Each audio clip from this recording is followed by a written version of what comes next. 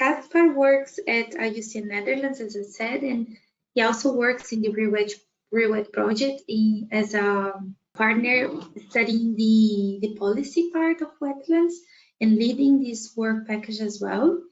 And Caspar is a senior expert nature conservationist, and he's trained as an ecologist and has gained experience in ecological restoration projects in Europe, South and Central America, as well as in the Caribbean and Southeast Asia.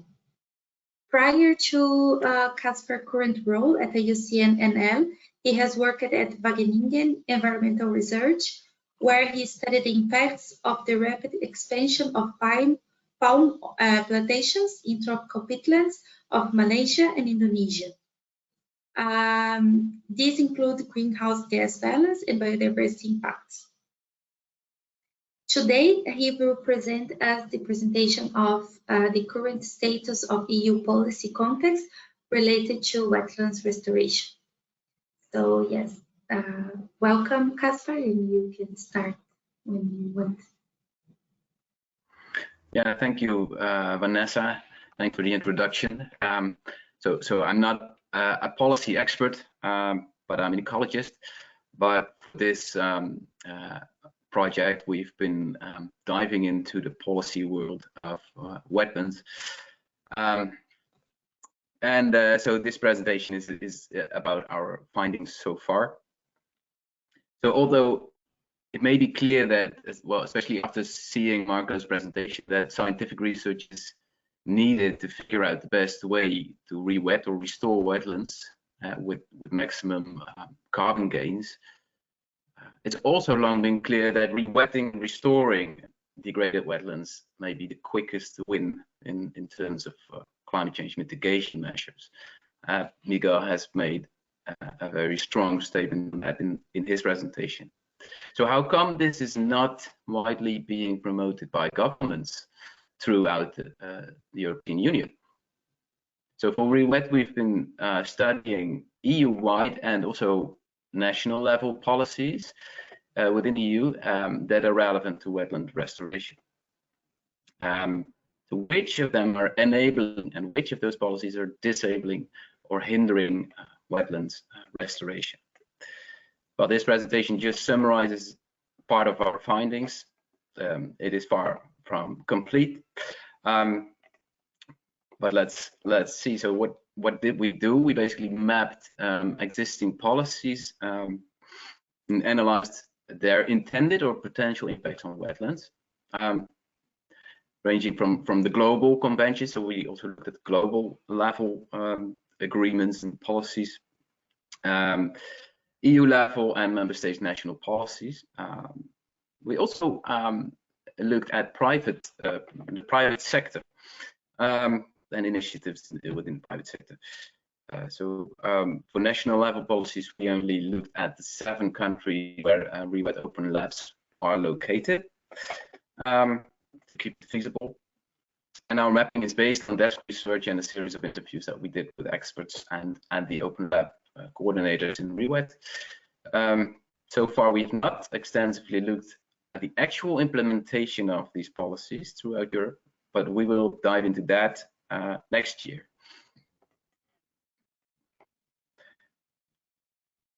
So Nature recently published a map of global wetland loss over the past 3 centuries, and it shows that some 20% has been destroyed globally. And if you look at that, then Europe was the worst affected area, with Ireland, for example, losing more than 90% of its wetlands, Germany, Lithuania, Hungary, more than 80%, in the UK, in the Netherlands, Italy, more than 75%.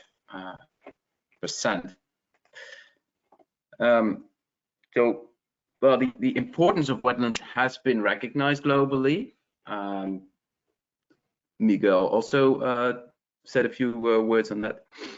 And so over the past few decades, the number of global initiatives to restore degraded ecosystems significantly increased, and also receiving wide global support.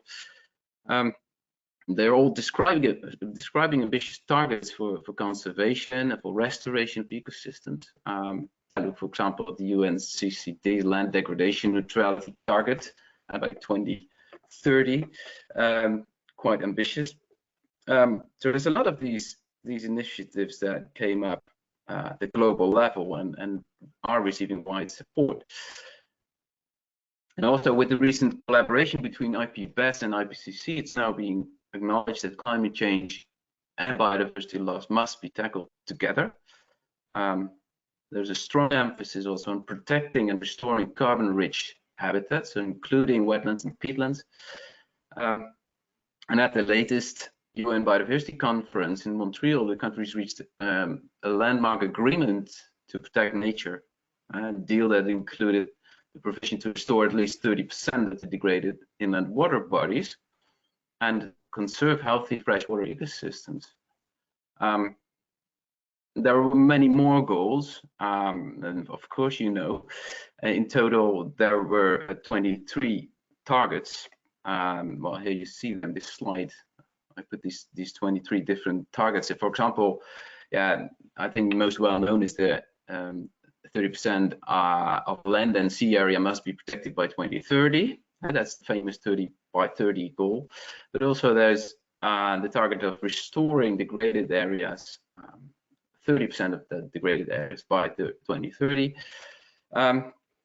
Another one is minimizing the impacts of climate change, in which wetlands can play a super relevant role.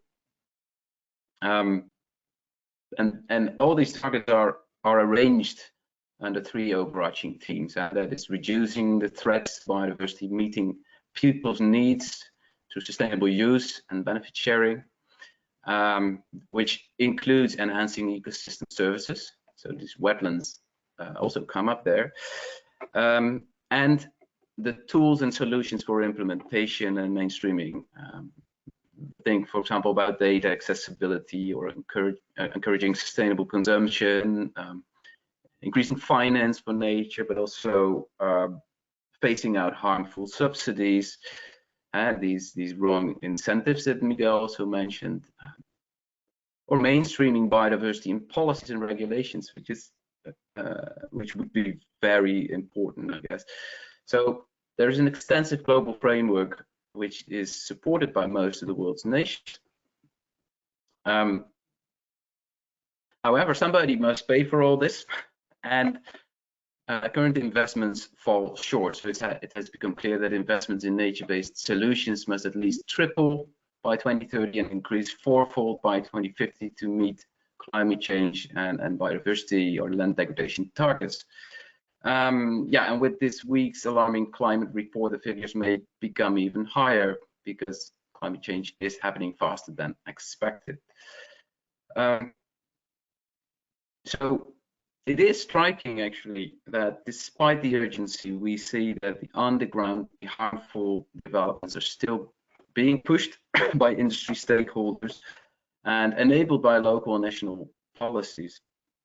Many of the global goals and agreements are not legally binding, and they strongly depend on the commitment of signatories, which then may be prone to political realities on the ground.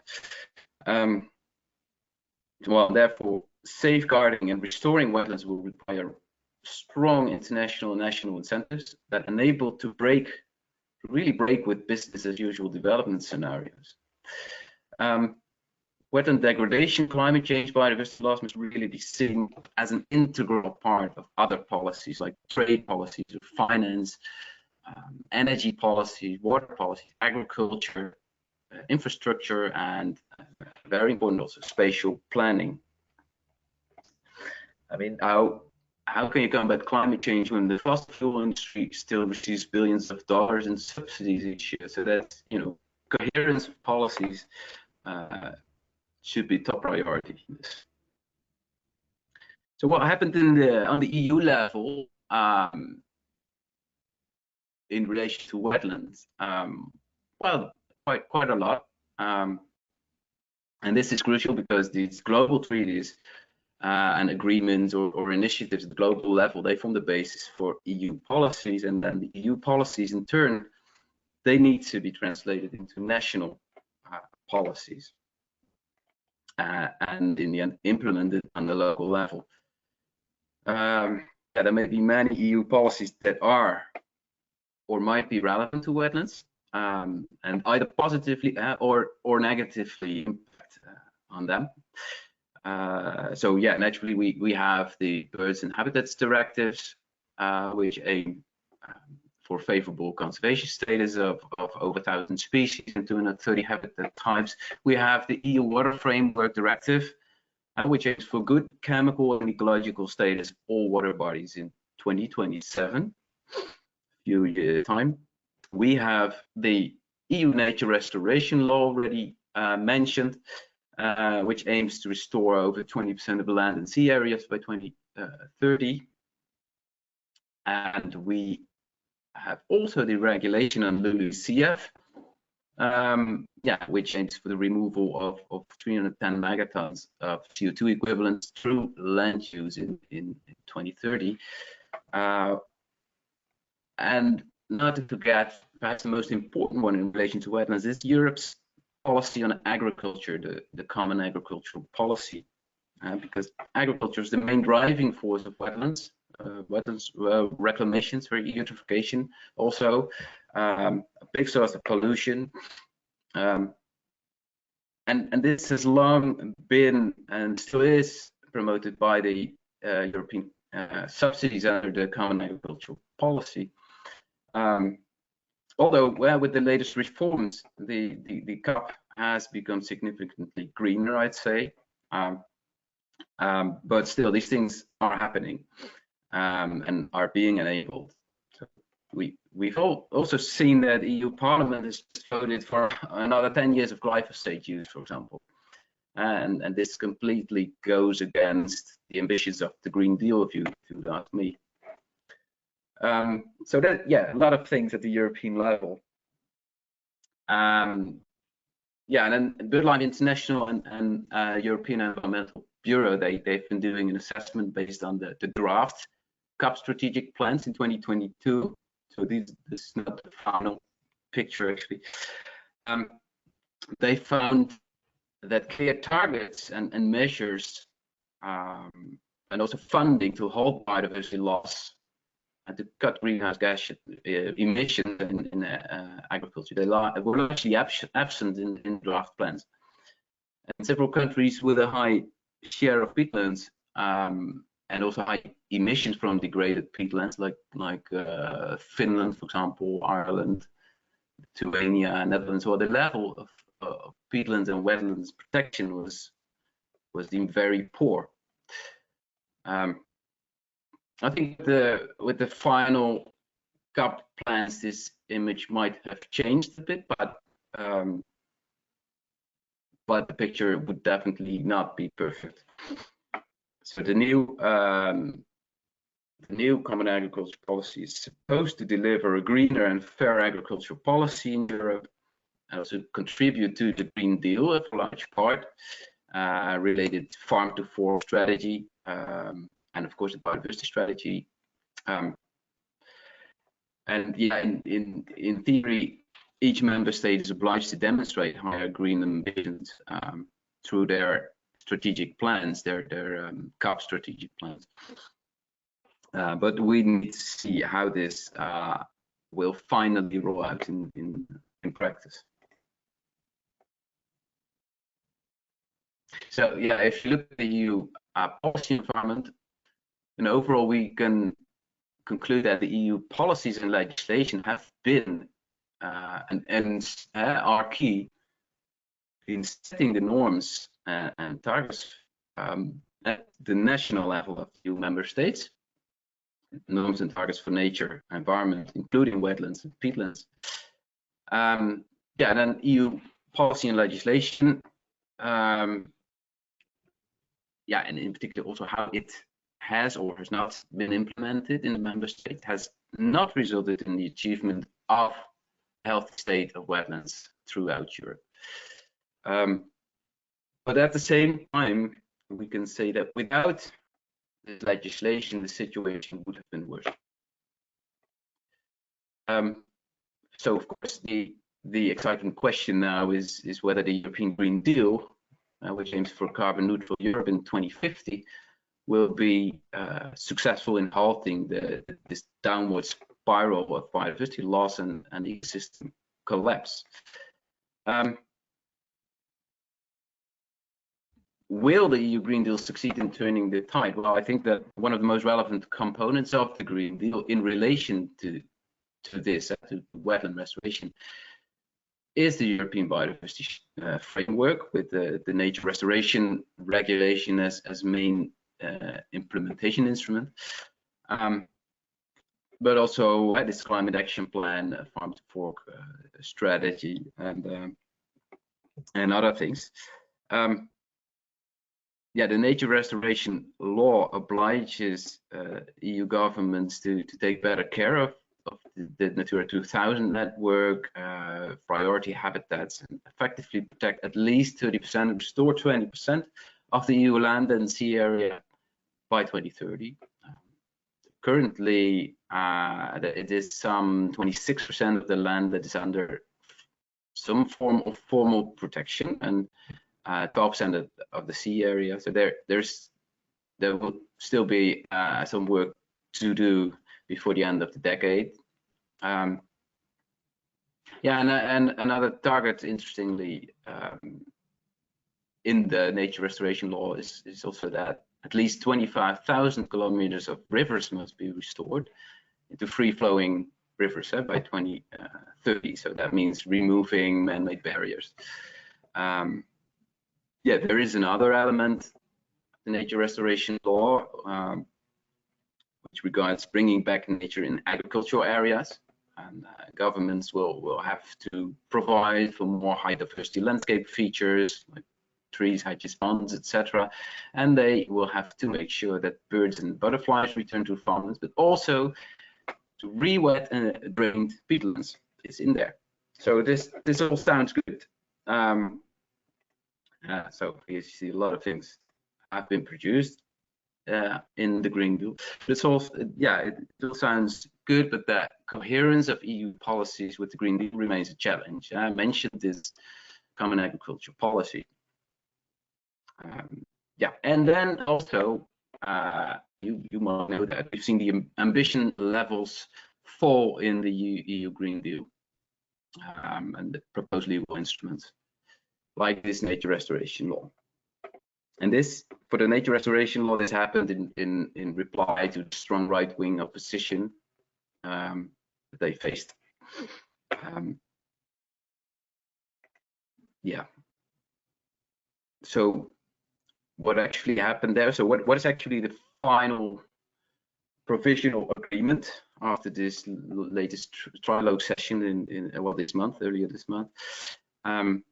So we've seen a significant watering down of the ambitions in the Nature Restoration Law, which led to this final text.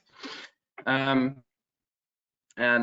yeah, it's much less ambitious than the initial proposal, but still, wetlands and organic soils have special attention. A provisional agreement says that at least 30% of habitats in poor condition must be restored, and by 2030, 60% by 2040, 90% by 2050. Well, these percentages were higher in the first proposal. There's also an obligation to prevent significant deterioration for areas that have reached good condition, and for certain listed areas of terrestrial and marine habitats. This is good, but this obligation is now an obligation of conduct instead of an obligation of results, which was in the previous text the case. Well, and then also peatlands under agricultural use, there are restoration targets, 30% by 2030, 40 by 2040, 50 by 2050, but only a third of this percentage will need to be re-wetted. And then also member states can be exempted under certain conditions from this re-wetting. There's no obligation to re-wet for farmers or private landowners, so that will be voluntarily, but there is this obligation for the member states. yeah, and they have to work on making rewetting an attractive option for landowners.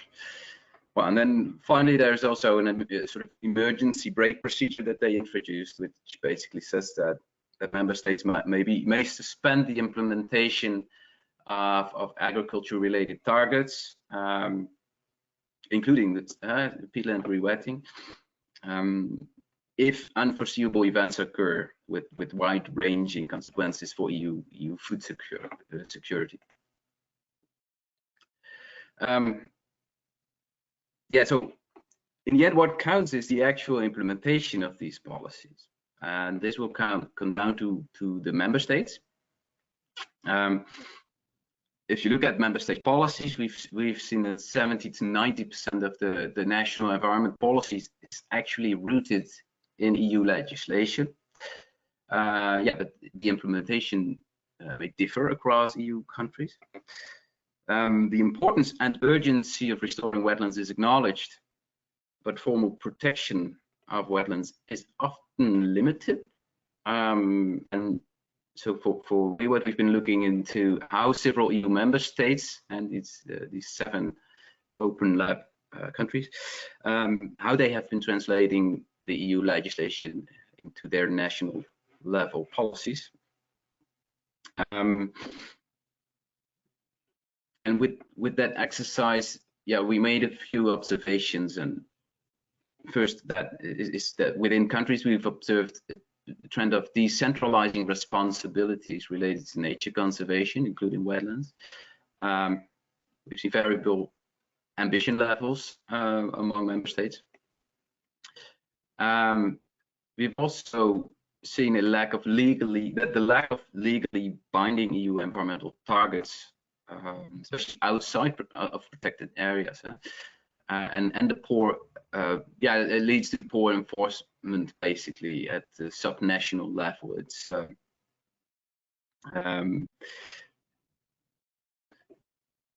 hampering the progress towards achieving the biodiversity goals, basically. Yeah, and then there's a lack of coherence of green policies with other key policies like spatial planning, extraction of natural resources, agriculture and economic development. We've also seen a lack of financial incentives for landowners to conserve and restore wetland ecosystems. And the last point I wrote down here is that historical land use practices have altered hydrology in large parts of Europe, and so altered ecological functioning, which often leads to longer time to recover these ecosystems, to restore these ecosystems, and also transforming public attitudes towards wetlands. There is also an important cultural component in it.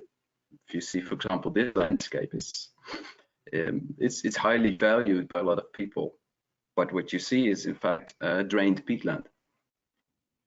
So this is an image from the Netherlands, where you see that rewetting peatlands under agriculture would mean that we lose these kind of landscapes. And it's not only that they are culturally valued, but they have allowed the Dutch dairy sector to become the world's biggest, in fact. So yeah, it's an important economic, it has been an important economic business model. And in Ireland, timber production has become an important business model on peatlands, which has resulted in vast monoculture pine plantations, for example, and the loss of natural forests in peatland.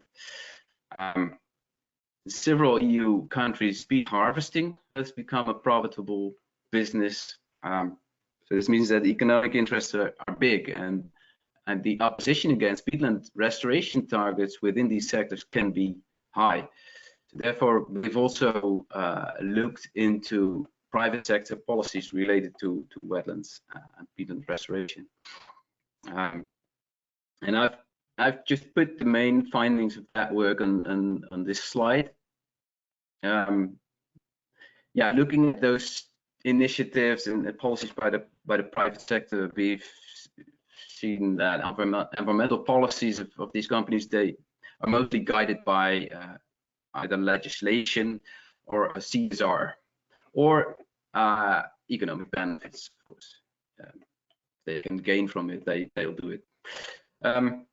The current policy is not sufficient to address ongoing degradation of wetlands. That has been clear. So private sector policies, they lack necessary incentives for long-term monitoring.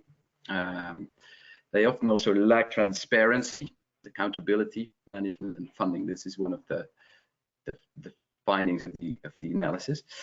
Current programs, they don't tackle the root causes of wetland degradation. And regional national programs are needed that pool restoration opportunities and describe common methodologies in quantification and reporting on restoration. Well, then, yeah, another interesting thing is that limited market options for investment in wetlands, currently mainly restricted to carbon credits. Yeah, and there may, of course, be high risks and uncertainties. And then the last thing is that some initiatives aimed at the private sector, like the task force on nature-related financial disclosures, and there's this new EU non-financial reporting directive. They may help take away some of these bottlenecks. Yeah, so yeah, this is almost the end of the presentation. I ran into this example from Ireland, where recently clear-felled spruce forest on deep peat was replanted just this year by the Irish State Forestry Company, despite a government policy not to plant forest on deep peat anymore. So there was this national level policy not to plant forest on deep peat anymore, but still it happened. And then the State Forestry Company said that replanting this replanting was excluded from the policy because it's replanting. It's replanting a forest that has been clear felled.